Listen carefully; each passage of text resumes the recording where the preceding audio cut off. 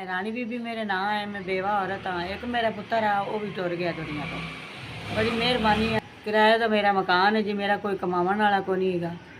तो बेवा मैं बीमार हो गई हाँ, तो उदो मेरे सिर वाला मसला बन गया। उदो मेरा बाजू मारा जाता, पट्ठा मेरा कमज़ोर हो गया, काम नहीं करता।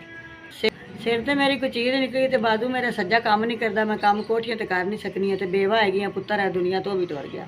तो बड़ी मेहरबानी जी। साल बाद ही आस होंदी है, कोई मदद कर दो, मेहरबानी होएगी। महंगाई बड़ी हैगी, घर रोज़ा हो जाना तो घरी कख भी नहीं, तो क्वार्टर किराए ते लिया हुआ है, किराया भी नहीं भर सकनी। सिर तो नहीं रख जाना।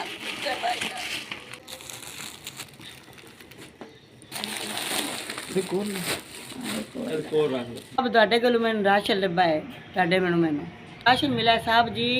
ते अल्लाह पाक तुहानूं गणा देवे, तंदुरुस्ती देवे, इदू भी ज़्यादा हिम्मत देवे, जिहड़ा रब दे राह ते देवो। तुसीं बड़ी मेहरबानी। SBS दा शुक्रिया है जिन्हां सानूं राशन पहुँचाया है जी। बड़ी मेहरबानी, शुक्रिया अदा करने हैं।